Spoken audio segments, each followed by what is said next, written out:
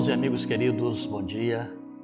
Desejo que a boa mão de Deus esteja sobre sua vida e sobre sua família neste dia,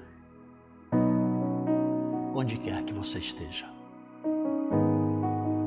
Que bom estarmos juntos nesta reflexão sobre filhos de Deus e filhos do diabo.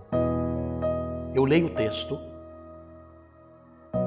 de João capítulo 8, verso 44 a 47 e peço a sua atenção sobre o que Jesus fala sobre isso, sobre filhos de Deus e filhos do diabo. É o próprio Jesus quem falou e eu vou ler agora para a nossa reflexão. João capítulo 8, de 44 a 47, está escrito o seguinte: vocês pertencem ao pai de vocês, o diabo, e querem realizar o desejo dele. Ele foi homicida desde o princípio e não se apegou à verdade, pois não há verdade nele. Quando mente, fala a sua própria língua, pois é mentiroso e pai da mentira. No entanto, vocês não creem em mim, porque lhes digo a verdade. Qual de vocês pode me acusar de algum pecado? Se estou falando a verdade, por que vocês não creem em mim? Aquele que pertence a Deus, ouve o que Deus diz. Vocês não o ouvem, porque não pertencem a Deus. Amigos e irmãos queridos, com que clareza Jesus fala aqui ao povo que com atenção ouve as suas palavras. Confesso que não é agradável para mim falar sobre esse tema. Não quero ser polêmico, não me considero polêmico, nem quero polemizar nesse assunto que pode parecer polêmico. Trata-se de uma verdade que se apresenta cristalina e absoluta nos ensinos de Jesus e também dos apóstolos João e Paulo. Todos sabemos que em tudo na vida e no mundo há dois lados. E há casos em que se precisa atentar bem para os dois lados, para não se cometer injustiça quando se trata, por exemplo, de relacionamentos.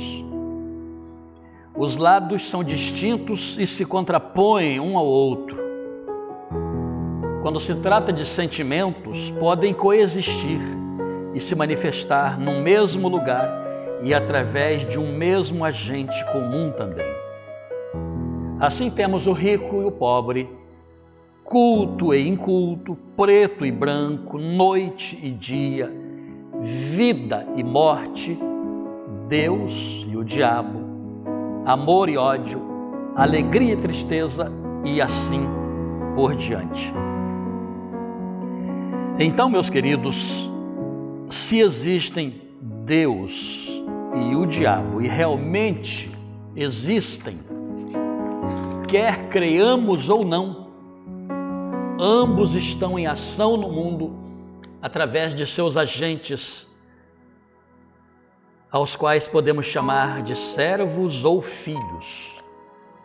Numa discussão acalorada entre Jesus e judeus religiosos, escribas e fariseus, em João capítulo 8, exatamente o texto que nós lemos, está registrado o seguinte, aliás, alguns versos anteriores ao que nós lemos. João capítulo 8, de 37 a 44. Jesus dizendo: eu estou lhes dizendo o que vi na presença de meu Pai, e vocês fazem o que ouviram do pai de vocês. Abraão é o nosso pai, responderam eles. Jesus continuou dizendo: se vocês fossem filhos de Abraão, fariam as obras que Abraão fez, mas vocês estão procurando matar-me. Vocês estão fazendo as obras do pai de vocês. Protestaram eles, dizendo: nós não somos filhos ilegítimos. O único pai que temos é Deus. E Jesus disse: se Deus fosse o pai de vocês, vocês me amariam. Vocês pertencem ao pai de vocês, o diabo, e querem realizar o desejo dele.